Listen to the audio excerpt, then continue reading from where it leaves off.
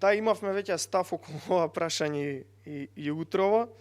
Од она што можам да го кажам сега и да го забележам, бидејќи нели во меѓувреме дека беше организирана ова пресконференција, како што видовме господинот Јанчев го откажал протестот, морам да потенцирам дека се докажа дека Митко Јанчев е најголемиот бисер на естрадата во Република Македонија. За жал, тој се прокламира како политичар, дека се занимава со политика, но всушност тој е дел од естрадата на Република Македонија. Веќе се знае со кого е во дослуг, самиот имаше и признание со кого го прославил назначувањето за потпредседател на партијата пред 2,5 години, така да нормално е дека е под команда на Зоран Заев. Она што можам да го кажам е дека на Зоран Заев во моментов му е поважно да се говори целиот ден за естрадни уметници како Митко Јанчев, а да не се говори дека треба Кацарска да биде назначена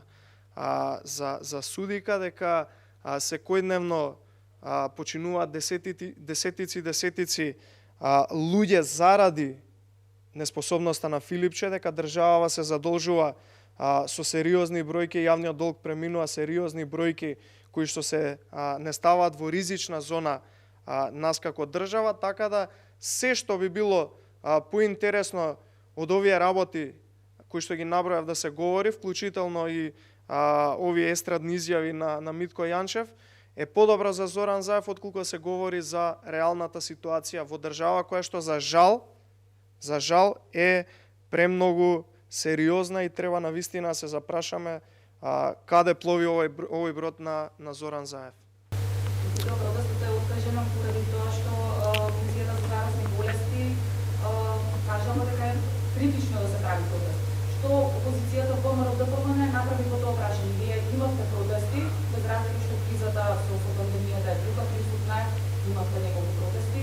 Овој протест е откажен баш заради пандемија. Па мислам дека и вие како новинарка не верувате дека е откажан заради пандемијата и заради консултациите на Митко Јанчев, со така да мислам дека нема потреба да го коментирам ова и е повеќе од јасно зашто му е откажан протестот. Друго прашање?